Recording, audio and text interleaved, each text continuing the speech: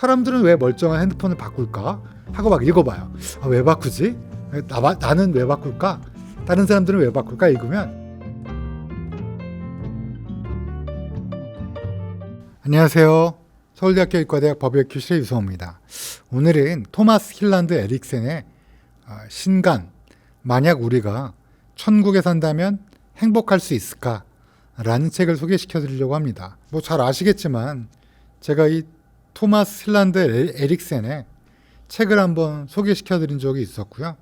인생의 의미라는 책이었죠. 이분이 췌장암 말기를 2016년에 선고받으셨는데 근데 이제 책을 소개시켜 드리고 얼마 안 있다가 2024년 11월에 돌아가셨습니다. 노르웨이에서 가장 유명한 사회학자인 분인지라 이분의 사망을 안타까워하는 물결이 꽤나 있었다고 하는데요. 저도 책을 감명 깊게 읽은 독자로서 이 책을 소개시켜드리고 싶어서 오늘 준비했습니다. 이분이 이제 종교적인 분은 아니었는데 그럼에도 불구하고 또 이게 천국이 만약 있다면 어땠을까?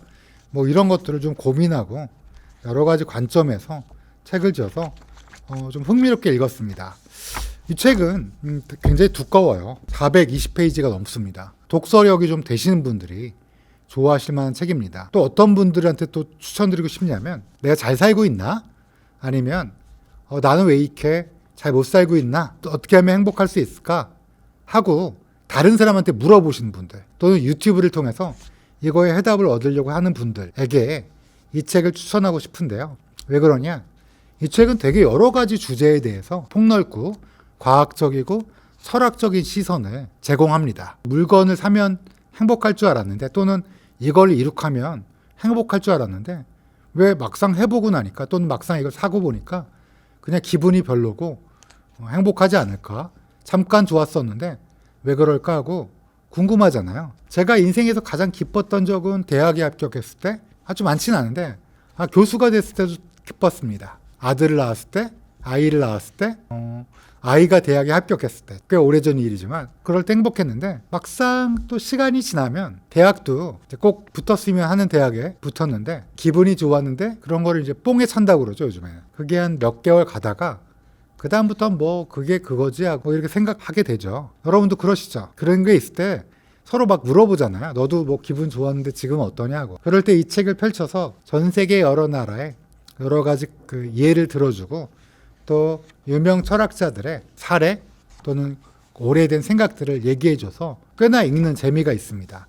다만 어떤 분들한테는 이야기가 굉장히 길다, 결론은 안 내준다 라고 말씀하실 수도 있는데 이분의 특징이 원래 결론을 확실하게 얘기해주지 않습니다. 제가 그래서 이과들이 쓴 책이랑 문과가 쓰는 책이랑 문이과 나누는 게 사실 요즘의 그 트렌드는 아니지만 이과가 쓰는 책들은 A, B, C, D 그래서 결론은 E 이렇게 지어주는데 원래 문과 먹물들의 책들은 그냥 여러 가지 이야기를 하고 그냥 슬그머니 마무리를 해요. 이분들이 뭐 이걸 몰라서가 아니라 생각해봐라 이런 거예요. 그래서 이 책이 약간 그런 스타일이라 예를 들면 물건을 사도 불행한 이유가 5번째 챕터입니다. 이걸 읽으면 사람들은 왜 멀쩡한 핸드폰을 바꿀까? 하고 막 읽어봐요. 왜 바꾸지? 나는 왜 바꿀까? 다른 사람들은 왜 바꿀까? 읽으면 답이 안 나와요. 예. 근데 이제 여러 가지 사례를 하면서 찬찬히 생각해 보면 나도 이 중에 하나의 사례 또는 복합적 사례에 해당되는구나. 이렇게 되고요. 그 다음에 이분이 까르페 디엠은 의미 없다. 까르페 디엠은 현재를 잡아라 라는 뜻이잖아요. 어떻게 보면 지금 이 순간 마법처럼 그거랑 똑같은 얘기예요. 까르페 디엠이. 근데 이분은 흡연을 예를 들어서 이분이 흡연자였나 봐요. 췌장암도 아마 췌장암의 넘버원 리스크 팩터가 오랫동안 비쳤나 봐요. 까르페 디엠의 소용이 없고 그거는 흡연과 어떤 관계인가를 읽다 보면 막 재밌는데 근데 왜 까르페 디엠이 의미가 없지? 아니 왜 약간 설득이 안 되는데 약간 그런 면은 있어요. 사회학자, 문화학자, 인류학자 이런 분들의 전형적인 글쓰기 방법이라고 생각돼요. 막 예를 재밌게 든 다음에 너 한번 생각해봐라 내 예를 통해서 뭐 이런 류의 책입니다. 그래서 속 시원한 정답보다는 생각할 거리, 읽고 음미할 거리를 제공하는 책이다 라고 생각할 수 있어요. 이분이 이제 이 책 말고 또 인생의 의미라는 책을 쓰셨는데요. 여기서도 이제 인생의 의미에 대해서 쓴 챕터가 있는데 좀 재미있었어요. 삶의 의미가 뭐냐고 물어볼 때 크게 세 가지로 대답할 수 있대요. 먹물들은. 어떻게 대답할 수 있냐? 첫 번째 대답은 예를 들면 어떤 유명한 분한테 삶의 의미가 뭡니까? 우리의 인생의 의미는 뭡니까? 물어보면 42라고 대답한대요. 그럼 혹시 더글라스 애덤스의 은하수를 여행하는 히치하이커를 위한 안내서 읽어보셨어요? 거기에 나오는 얘기죠. 거기에 이제 외계에 어마어마한 문명이 있는데 거기서 슈퍼컴퓨터한테 이제 인생의 의미가 뭐냐 외계인도 궁금할 거 아니에요. 그 슈퍼컴퓨터한테 물어봤더니 슈퍼컴퓨터의 대답이 42 이렇게 얘기했다는 거예요. 그 무슨 의미인데요? 몰라요 아무도. 그리고 여기도 답이 나오냐? 42가 뭐냐? 답이 안 나옵니다. 고매한 척하는 현대 철학자들에게 슈퍼컴퓨터가 42라고 했다 그러면 그들은 답을 만들어낼 거라고 얘기합니다. 아주 심각하게 한 다음에 고뇌한 척한 다음에 42가 맞습니다 하면서 42에 대한 여러 가지 답을 할 거기 때문에 본인도 그 대답을 만들지 않겠다 하고요. 또 어떤 사람한테 삶의 의미가 뭡니까 하고 물어보면 첫째는 신을 믿는 거고 둘째는 자식을 낳는 거지. 세 번째는 지난주까지 알았는데 잊어버렸는데 이렇게 대답할 거랍니다. 이것도 대답 너무 웃기죠. 신을 믿고 자식을 낳고 그 다음에 까먹었다. 이건 되게 인간적인 대답이라는 거야. 많은 분들이 얘기하는 게 신을 믿어야지. 그래야지 구원을 얻고 그래야지 삶의 의미를 찾을 수 있다. 이렇게 얘기하니까 신을 믿어라. 그리고 자식을 낳아라. 이 얘기 참 많이 들으셨을 거예요. 애를 낳지 않는데 네가 무슨 어른이냐. 애를 키워야지. 저도 물론 그럼에도 육아라는 얘기를 찬성하지만 세 번째는 까먹었다. 까먹을 수 있죠. 왜냐하면 잘 기억이 안 나고 잘 모르니까.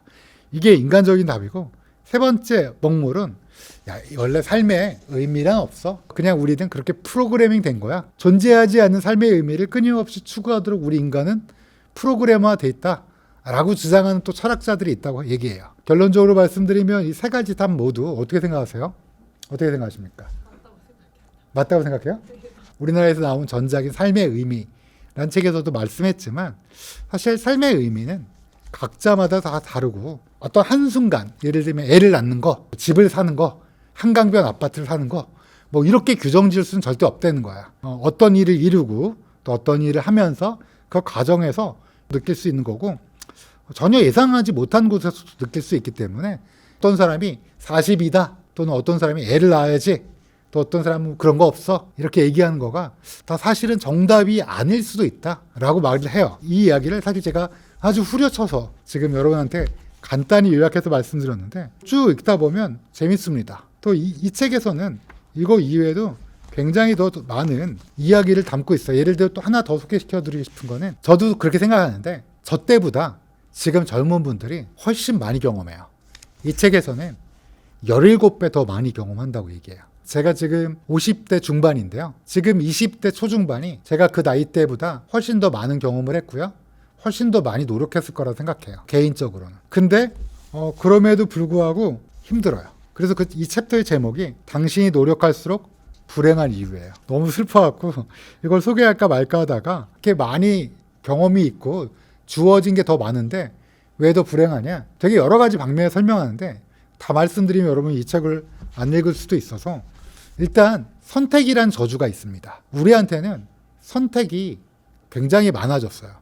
제가 어렸을 때만 하더라도 그 패크맨이라는 게임기가 제가 국민학교 다닐 때 나왔는데 그 부잣집 애들만 갖고 노는 기계였어요. 그러면 이렇게 팩 같은 거 꽂아서 노는 게임이 그때 나왔는데 닌텐도류 비슷한 거 있는데 그게 너무 비싸갖고 저는 뭐 어머니 아버지한테 무서워서 아니 그 뭐 무서운 분도 아니었지만 가정에 부담이 될까봐 전혀 얘기할 수 없었고 컴퓨터도 제 기억에 제가 국민학교 6학년 다닐 때 SPC 1000이라는 삼성 컴퓨터가 나왔는데 49만 5천 원이다. 그때 우리 아버지 월급이 30만 원대, 40만 원대였을 것 같은데요. 아무나 할 수 없는 거기 때문에 저한테는 선택이 없었어요. 그래서 뭘 했냐? 책을 읽었죠.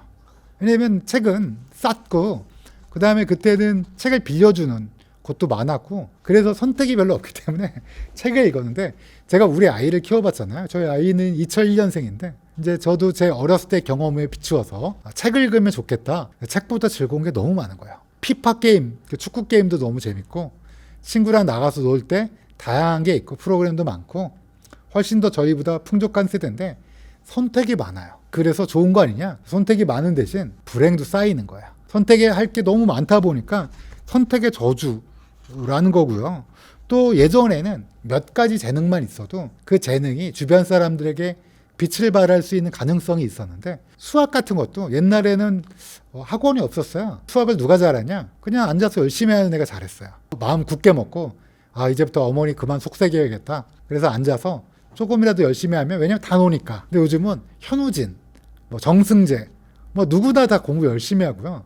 저는 되게 지금 태어났으면 공부하기도 힘들었겠고, 제 성격상 게임을 안 했을 리가 없어요. 여러 방면에 관심이 많기 때문에 분명히 게임을 했을 거고, 그리고 게임에 빠졌을 거고. 전 무협지는 많이 읽었는데, 무협지는 한계가 있어요. 읽는데 눈도 아프고 비용이 많이 들어가니까. 그런 거 생각하면 요즘 세상에서는 선천적 재능이 있다거나 조금 잘하고 싶어 하려고 해도 워낙 많은 게 주어지고, 그런 것 때문에 그게 저주라고 할까요? 그런 면에서 힘들다 사는 게. 그리고 모든 사람이 노력하는 시대가 왔어요. 옛날에는 모든 사람이 그냥 자기 하고 싶은 거 했어요. 왜냐면 정보가 없어서. 의사가 돈 많이 버는지 저도 몰랐어요. 저도 알았으면 환자를 보는 의사를 했었을 수도 있겠는데 정말 몰랐어요. 그런 게 많다 보니까 끊임없이 남들과 비교한다. 그래서 여기에서는 왜 더 노력했는데 불행하냐, 이 얘기를 하고 있습니다. 이 책의 소개에 있어서 마지막으로 딱 한 가지만 말씀드릴게요. 우리가 천국에 산다면 행복할까요? 이 토마스 힐란드 에릭센은 그렇지 않을 거라고 얘기합니다. 왜냐하면 우리 마음속에 두 가지 감정이 있어요. 평등함과 경쟁심. 어떤 사람은 평등해야 된다. 당연하죠. 그런 게 당연하지만, 또 어떤 사람은 그러면 노력을 안 하게 되고, 사람은 인정 욕구가 있어서 잘하고 싶은 욕구가 있다. 노력을 하기 때문에 또 사람들 간에 차별이 생길 거다. 그것도 당연하죠. 근데 천국은 과연 어떤 모습일까요? 이 평등과 경쟁이 모두 다 한꺼번에 같이 있을 수는 없고, 항상 왁스 앤 웨인, 올라갔다 내려갔다. 또 우리 정치사도 그래요. 평등을 주장하는 당과 또 자유로운 경쟁을 통해서 발전시키자는 당이 늘 왔다 갔다 해왔어요. 그리고 국민들의 선택도, 물론 어떤 분들은 그거를 막 스포츠처럼 여겨서 무조건 우리 편 이런 분도 있지만, 많은 분들은 성장과 평등이 조화롭게 이루길 바라면서 그때그때 국민들이 선택을 한 거죠. 그럼 천국은 어떨까? 이걸 완벽하게 조화를 이뤘을까? 그러면 천국에서 만약 즐겁게 하면 그게 정말 행복일까? 라는 얘기를 한 거예요. 그러면서 이 뒤에, 그렇다면 우리는 천국을 만들 수 있을까? 우리 대한민국에서 한번 쭉 읽으면서 굉장히 여러 가지 생각을 했습니다. 정확히 말씀 안 드릴게요. 경쟁, 그리고 성공, 그리고 평등을 우리는 어떻게 하면 우리 사회가 조화롭게 이룰 수 있을까를 고민해 볼 필요가 있지 않나? 그래서 이 책에선 그 뒤에 조화롭게 이루는 방안, 에릭센의 이분의 철학, 이런 것들을 담고 있습니다. 결론적으로는 이 책은 행복론에 대한 총체적인 집합 백과사전이라 생각하고요. 이 책을 읽음으로써 나는 왜 현상학적으로 이럴 때 불행함을 느끼고, 이럴 때 잠깐 행복한데 다른 사람은 어떤가, 전 세계 다른 사람들은 다 어떨까를 살펴볼 기회를 갖고요. 또 나한테 진짜 행복이나 삶의 의미가 뭘까를 다시 한번 고찰해보는 책. 다만 정답이 없고 혼자서 스스로 생각해야 되는 책이라는 점에서 여러분 한번 읽어보시고 깊게 생각할 수 있는 기회를 가지시길 바랍니다. 긴 시간 동안 들어주셔서 감사합니다.